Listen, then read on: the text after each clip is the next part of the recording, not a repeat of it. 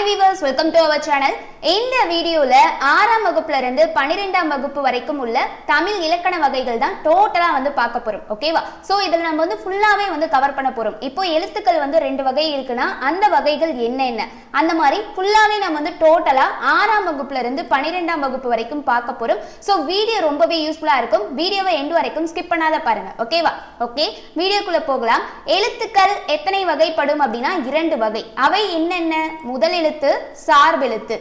சார்பெழுத்து மொத்தம் 10 வகைப்படும். அதன் வகைகள் உயிர்மெய், ஆயுதம், உயிரிழபடை, ஒற்றலபடை, குற்றியல் லிகரம், குற்றியல் உகரம், ஐகார குறுக்கம், ஔகார குறுக்கம், மகர குறுக்கம், ஆயுத குறுக்கம். சார்பெழுத்தின் 10 வகைகள் இவை.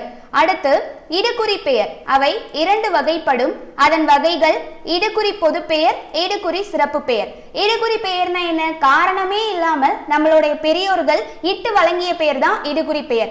அடுத்து காரண பெயர். காரண பெயர் எத்தனை வகைப்படும்னா இரண்டு வகைப்படும். அவை என்னென்ன அப்படின்னா காரண பொது பெயர், காரண சிறப்பு பெயர். பொதுவா சொன்னா அது பொது பெயர், ஒன்ன மட்டும் சிறப்பா சொன்னா அது சிறப்பு பெயர். அடுத்து வழக்கு இரண்டு வகைப்படும். அவை இயல்பு வழக்கு, தகுதி வழக்கு. அடுத்து பதம் இரண்டு வகைப்படும். அவை பகுப்பதம், பகாப்பதம். அடுத்து வினைமுற்று இரண்டு வகைப்படும். என்னென்ன அப்படின்னா தெரிநிலை வினைமுற்று, குறிப்பு வினைமுற்று. அடுத்து எச்சம் இரண்டு வகைப்படும். என்னென்ன அப்படின்னா பெயரெச்சம், அடுத்து வினையெச்சம். அடுத்து புணர்ச்சி ரெண்டு வகைப்படும். அவை இயல்பு புணர்ச்சி, விகார புணர்ச்சி. அசை இரண்டு வகைப்படும். அவை நேரசை, நிறையசை. அடுத்து திணை இரண்டு வகைப்படும். என்னென்ன அப்படின்னா உயர்திணை, அடுத்து அக்ரிணை. அடுத்து அளபெடை இரண்டு வகைப்படும். அவை என்னென்ன அப்படின்னா உயிரிழபடை மற்றும் ஒற்றலபடை. இது அளபெடையோட வகைகள். சுட்டெழுத்துக்கள் மூன்று வகைப்படும். சுட்டெழுத்துக்களின் வகைகள் என்னென்ன அப்படின்னா அகச்சுட்டு, புறச்சுட்டு, அண்மை சுட்டு. அடுத்து இயல்பு வழக்கு மூன்று வகைப்படும்.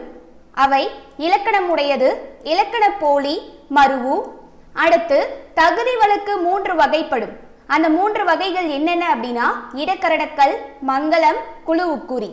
அடுத்து போலி மூன்று வகைப்படும். அவை முதற்போலி, இடைப்போலி, கடைப்போலி.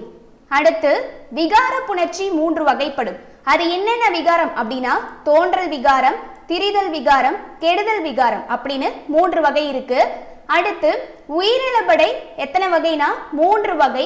என்னென்ன அப்படின்னா செய்யுளிசை அளபடை அல்லது அதுக்கு இசை நிறை அளபடை அப்படிங்கிற இன்னொரு பெயரும் இருக்கு.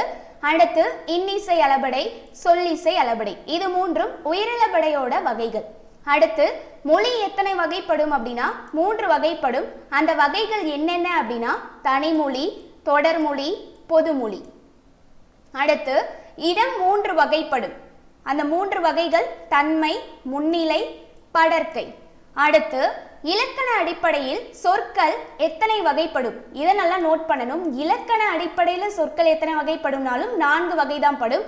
அதே போல இலக்கிய அடிப்படையில் சொற்கள் எத்தனை வகைப்படும்னாலும் 4 வகை தான். ஆனா அந்த இலக்கண அடிப்படையில் என்னென்ன வகைகள் இருக்கு அப்படின்னா பெயர்ச்சொல், வினைச்சொல், இடைச்சொல், உரிச்சொல். இது இலக்கண அடிப்படையில் 4 வகை. ஓகேவா? அடுத்து குறுக்கம் எத்தனை வகைப்படும் அப்படின்னா 4 வகைப்படும். என்னென்ன அப்படின்னா ஐகார குறுக்கம், ஔகார குறுக்கம், மகர குறுக்கம், ஆயுத குறுக்கம். ஓகேவா? அடுத்து இதை நல்லா நோட் பண்ணுங்க.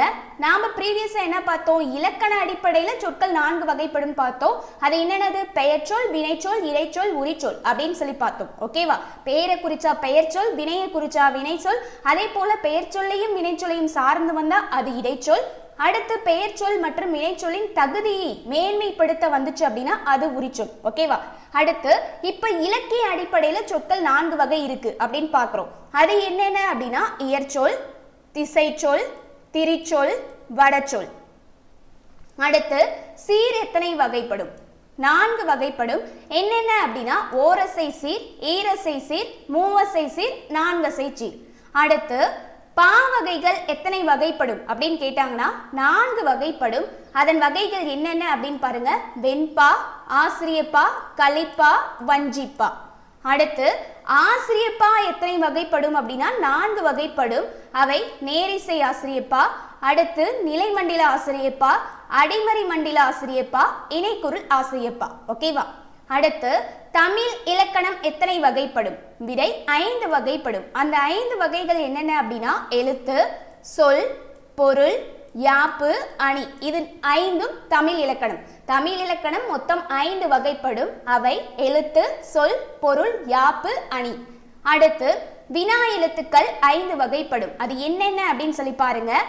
ஏ, யா, ஆ, ஓ, ஏ.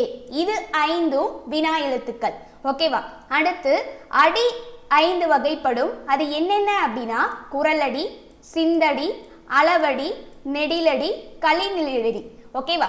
இது எல்லாமே அடியோட 5 வகை. அடி 5 வகைப்படும். குறளடி, சிந்தடி, அளவடி, நெடிலடி, களிநெடிலடி. ஓகேவா? அடுத்து பால் 5 வகைப்படும். என்னென்ன அப்படின்னா ஆண்பால், பெண்பால், பலர்பால், ஒன்றன் பால், பலவின் பால். அடுத்து வலுவமைதி 5 வகைப்படும். என்னென்ன அப்படின்னு சொல்லி பார்த்தா திணை வலுவமைதி, பால் வலுவமைதி, இட வலுவமைதி, கால வலுவமைதி, மரபு வலுவமைதி. இது எல்லாமே வலுவமைதியோட வகைகள். அடுத்து அகத்திணைகள் 7 வகைப்படும். அகத்திணைகள் அப்படின்னா 7 வகைப்படும். அதே போல அன்பின் 5 இணை எத்தனை வகைப்படும் அப்படின்னு சொல்லி கேட்டா 5 வகைப்படும். அந்த அன்பின் 5 இணை என்ன அப்படின்னா குறிஞ்சி, முல்லை, மருதம், நெய்தல், பாலை. இந்த 5 இணைகளும் அன்பின் 5 இணை அப்படின்னு சொல்லி சொல்றாங்க. இதுவே அகத்திணைகள் அப்படின்னா 7 வகைப்படும். எக்ஸ்ட்ரா 2 மட்டும் கைக்கிளை, பெருந்திணை. இது 2ம் சேர்ந்து அகத்திணைகள் மொத்தம் 7 வகைப்படும். ஓகேவா?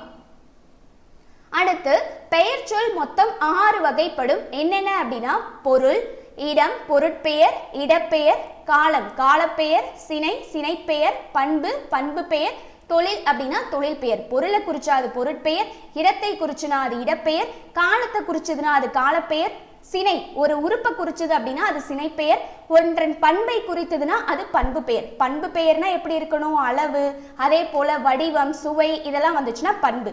தொழில் பெயர் ஒன்றன் தொழிலை குறித்துச்சு அப்படின்னா அது தொழில் பெயர். ஓகேவா? அடுத்து குற்றியல் உகரம் 6 வகைப்படும். அவை நெடில் தொடர் குற்றியல் உகரம், ஆயுத தொடர் குற்றியல் உகரம், அடுத்து உயிர் தொடர் குற்றியல் உகரம், வன் தொடர் குற்றியல் உகரம், மென் தொடர் குற்றியல் உகரம், அடுத்து இடைத்தொடர் குற்றியல் உகரம். அடுத்து பகுப்பத உறுப்புகள் 6 வகைப்படும். அவை என்னென்ன அப்படின்னா பகுதி, விகுதி, இடைநிலை, சந்தி, சாரியை, விகாரம்.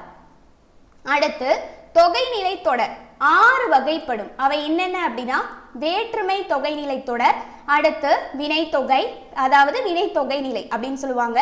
அடுத்து பண்பு தொகை, உண்மை தொகை, உவமை தொகை, அன்மொழி தொகை. இது எல்லாமே தொகைநிலை தொடரோட 6 வகைகள். ஓகேவா? அப்போ வேற்றுமை தொகைநிலை தொடர், வினை தொகைநிலை தொடர் அப்படின்னு சொல்லி எடுத்துக்கிறோம். அவ்வளவுதான். அடுத்து வினா எத்தனை வகைப்படும் அப்படின்னா 6 வகைப்படும். என்னென்ன அப்படின்னா அறிவினா, அறியாவினா, ஐயவினா, கொளல் வினா, கொடை வினா, ஏவல் வினா. இது எல்லாமே வினாவோட வகைகள். அடுத்து வெண்பா 6 வகைப்படும். அவை குறள் வெண்பா, சிந்தியல் வெண்பா, இன்னிசை வெண்பா, நேரிசை வெண்பா, கலிவெண்பா, பக்ரோடை வெண்பா. அடுத்து தலை 6 வகைப்படும். அவை நேர் ஒன்றா ஆசிரிய தலை, நிறை ஒன்றா ஆசிரிய தலை, இயற்சீர் வெண்டலை, வெண்சீர் வெண்டலை, கலித்தலை, ஒன்றிய வஞ்சித்தலை, ஒன்றாத வஞ்சித்தலை. அடுத்து மயங்கொலி எழுத்துக்கள் மொத்தம் 8 வகைப்படும். அவை என்னென்ன அப்படின்னா நா 3 சுழி நா இருக்கணும், 2 சுழி நா, அடுத்து இந்த நா, லா, லா சிறப்பு லகரம் லா, அடுத்து லா, அடுத்து ரால இந்த ரா, பெரிய ரா. ஓகேவா? சோ மொத்தம் 8 எழுத்துக்கள் நா வரிசையிலையும், ரா வரிசையிலையும், லா வரிசையிலையும் வந்துடணும். ஓகேவா? அடுத்து வேற்றுமை எத்தனை வகைப்படும் அப்படின்னா 8 வகைப்படும். அவை முதல்ல இருந்து 8 வரைக்கும் டோட்டலா 8 இருக்கு. பாருங்க, முதல் வேற்றுமை அப்படின்னு சொல்லுவாங்க, அல்லது எழுவாய் வேற்றுமை அப்படின்னு சொல்லுவாங்க. முதல் வேற்றுமையோட மற்றொரு பேர் தான் எழுவாய் வேற்றுமை. இதோட உறுப்பு என்ன அப்படின்னு கேட்டா இதுக்கு உறுப்பு கிடையாது. ஓகேவா? அடுத்து இரண்டாம் வேற்றுமை, இதோட உறுப்பு ஐ. அடுத்து மூன்றாம் வேற்றுமை, இதோட உறுப்பு ஆல்.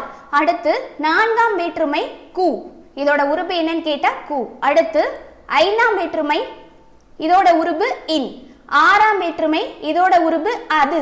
அடுத்து 7ஆம் வேற்றுமை இதோட உறுப்பு என்னன்னு கேட்டா கண். ஓகேவா? அப்போ நம்மளுக்கு முதல்ல இருந்து 8ஆம் வேற்றுமை வரைக்கும் டோட்டலா 8 வகை இருக்கு வேற்றுமையில. இதுல முதல் வேற்றுமைக்கும் 8ஆம் வேற்றுமைக்கும் உறுப்பு கிடையாது. ஓகேவா? அப்போ 2ஆம் வேற்றுமையில இருந்து 7ஆம் வேற்றுமை வரைக்கும் அதுக்கு உறுப்பு இருக்கு. அப்போ ஐ, ஆல், கு, இன், அது, கண் இது எல்லாமே இதோட உறுப்புகள். ஓகேவா? அடுத்து 8ஆம் வேற்றுமை இதுக்கு உறுப்பு கிடையாது. இதோட மற்றொரு பெயர் விழி வேற்றுமை. அதே போல முதல் வேற்றுமைக்கு மற்றொரு பெயர் என்ன? எழுவாய் வேற்றுமை. 8ஆம் வேற்றுமைக்கு மற்றொரு பெயர் விழி வேற்றுமை. ஓகேவா? நல்லா நோட் பண்ணிக்கோங்க. அடுத்து தொகை 8 வகைப்படும். அவை என்னென்ன அப்படின்னா மோனை தொடை, எதுகை தொடை, இயைபு தொடை, அளபெடை தொடை, இரட்டை தொடை, செந்தொடை. இதுல மேக்சிமம் வந்து பாத்தீங்கன்னா இது 3 தான் வந்து நாம அடிக்கடி யூஸ் பண்ணிருப்போம். மோனை தொடைனா அடி அல்லது சீர்ல முதல் எழுத்து ஒன்றி வருவது. எதுகை தொடைனா அடி அல்லது சீர்ல 2ஆம் எழுத்து ஒன்றி வருவது. இயைபு தொடைனா அடி அல்லது சீர்ல இறுதி எழுத்து ஒன்றி வருவது. ஓகேவா? அளபெடை வந்து பார்த்திருப்பீங்க. ஓகேவா? உயிரிழபடை, ஒற்றளபடை வருது இல்லையா? அடுத்து வலு 7 வகைப்படும். என்னென்ன அப்படின்னா திணைவலு, பால்வலு, இடவலு, காலவலு, வினாவலு, விடைவலு, மரபுவலு. அடுத்து விடை எத்தனை வகைப்படும்னா 8 வகைப்படும். என்னென்ன அப்படின்னா நேர்விடை, சுட்டு விடை, மறைவிடை, வினா எதிர் வினாதல் விடை, உற்றது துரைத்தல் விடை, உருவது கூறல் விடை, இனமொழி விடை. அடுத்து பொருள்கோள் 8 வகைப்படும். என்னென்ன அப்படின்னா ஆற்று நீர் பொருள்கோள், மொழி மாற்று பொருள்கோள், நிரல் நிறை பொருள்கோள், பூட்டுவீர் பொருள்கோள், தாப்பிசை பொருள்கோள், அலைமறி பாப்பு பொருள்கோள், கொண்டு கூட்டு பொருள்கோள், அடிமறி மாற்று பொருள்கோள். நம்ம ஸ்கூல் புக்ல வந்து பாத்தீங்கன்னா என்னென்ன பார்த்திருப்போம்னா ஆற்று நீர் பொருள்கோள் பார்த்திருப்போம், நிரல் நிறை பொருள்கோள் பார்த்திருப்போம், அடுத்து கொண்டு கூட்டு பொருள்கோள் பார்த்திருப்போம். இதெல்லாம் பார்த்திருக்க மாட்டீங்க, இருந்தாலும் வந்து தெரிஞ்சுக்கோங்க. பொருள்கோள் வந்து 8 இருக்கு. அதுல ஆற்று நீர் பொருள்கோள், மொழி மாற்று பொருள்கோள், நிரல் நிறை பொருள்கோள், பூட்டுவீர் பொருள்கோள், தாப்பிசை பொருள்கோள், அலைமறி பாப்பு பொருள்கோள், கொண்டு கூட்டு பொருள்கோள், அடிமறி மாற்று பொருள்கோள் இருக்கு. ஓகேவா? இருக்கு அப்படிங்கிறத தெரிஞ்சுக்கோங்க. அடுத்து தொகாநிலை தொடர் மொத்தம் 9 வகைப்படும். என்னென்ன அப்படின்னா எழுவாய் தொடர், விழித்தொடர், வினைமுற்றல் தொடர், அதாவது எழுவாய் தொகாநிலை தொடர். ஓகேவா? அடுத்து பெயரெச்ச தொடர், வினையெச்ச தொகாநிலை தொடர், அடுத்து வேற்றுமை தொடர், இடைச்சொல் தொடர், உரிச்சொல் தொடர், அடுக்கு தொடர். சில இது எல்லாமே தொகைநிலை தொடர்லயே வரும். அது தொகைநிலை தொடருக்கானது, இது தொகாநிலை தொடருக்கானது. ஓகேவா? அடுத்து புறத்திணைகள் 12 வகைப்படும். என்னென்ன அப்படின்னா வெற்றி, கரந்தை, வஞ்சி, காஞ்சி, உளினை, அடுத்து நொச்சி, தும்பை, வாகை, பாடான், பொதுவியல், கைக்கிளை, பெருந்திணை. ஓகேவா? அடுத்து ஆகு பெயர் 16 வகைப்படும். என்னென்ன அப்படின்னு சொல்லி பார்த்துடலாமா? ஆகு பெயரின் வகைகள் பொருளாகு பெயர், இடவாகு பெயர், காலவாகு பெயர், சினையாகு பெயர், அடுத்து பண்பாகு பெயர், தொழில் பெயர், அடுத்து தானியாகு பெயர், ஊமையாகு பெயர், கருவியாகு பெயர், காரியவாகு பெயர், அடுத்து கருத்தாவாகு பெயர், சொல்லாகு பெயர், எண்ணலளவை ஆகு பெயர், எடுத்தலளவை ஆகு பெயர், முகத்தலளவை ஆகு பெயர், நீட்டலளவை ஆகு பெயர். இது 16 ஆகு பெயரோட வகைகள். ஓகேவா? மொத்தம் 16 இருக்கு. அடுத்து ஃபைனலா ஓரெழுத்து ஒரு மொழி மொத்தம் எத்தனை அப்படின்னா 42 இருக்கு. ஓகேவா? அதுல நோ து அப்படிங்கிற இந்த 2 குறில் எழுத்தை தவிர மற்றது எல்லாமே என்னது நம்மளுக்கு நெடில் அப்படின்னு சொல்லியிருப்பாங்க. ஸோ எத்தனை நெடில் ஓரெழுத்து ஒரு மொழிகள் இருக்கு அப்படின்னு சொல்லி கேட்டா மொத்தம் 40. இதை தெரிஞ்சுக்கோங்க. அதே போல ஓரெழுத்து ஒரு மொழியில எத்தனை குறில் எழுத்துக்கள் இருக்கு அப்படின்னா 2 அப்படிங்கிறதையும் ஞாபகம் வச்சுக்கோங்க. ஓகேவா? ஓகே கைஸ், இந்த வீடியோ கண்டிப்பா உங்களுக்கு யூஸ்ஃபுல்லா இருந்திருக்கும். இந்த வீடியோல டோட்டலா 6ஆம் வகுப்புல இருந்து 12ஆம் வகுப்பு வரைக்கும் இருக்கக்கூடிய இலக்கண வகைகளை எல்லாத்தையுமே நம்ம கம்ப்ளீட் பண்ணியாச்சு. ஒவ்வொன்றுக்கும் எத்தனை வகைகள் இருக்கு, அந்த வகைகளோட பெயருமே என்னென்ன அப்படிங்கிறத பார்த்தாச்சு. இதை தாண்டி எங்கேயுமே வந்து கொஸ்டின்ஸ் வரப்போறதில்ல. ஸோ இதை நல்லா ரிவைஸ் பண்ணிக்கோங்க எகெயின். இந்த வீடியோ கண்டிப்பா உங்களுக்கு யூஸ்ஃபுல்லா இருந்திருக்கும். இந்த வீடியோ பிடிச்சிருந்தது அப்படின்னா லைக் பண்ணுங்க, உங்க ஃப்ரெண்ட்ஸ்க்கும் ஷேர் பண்ணுங்க. அதே போல நம்ம சேனலை இது வரைக்கும் சப்ஸ்கிரைப் பண்ணாத இருக்கீங்க அப்படின்னாலும் சப்ஸ்கிரைப் பண்ணி வச்சுட்டு பாருங்க. அப்பதான் நம்ம போடுற வீடியோஸ் நோட்டிஃபிகேஷன் உங்களுக்கு உடனுக்குடன் வரும். தேங்க்யூ.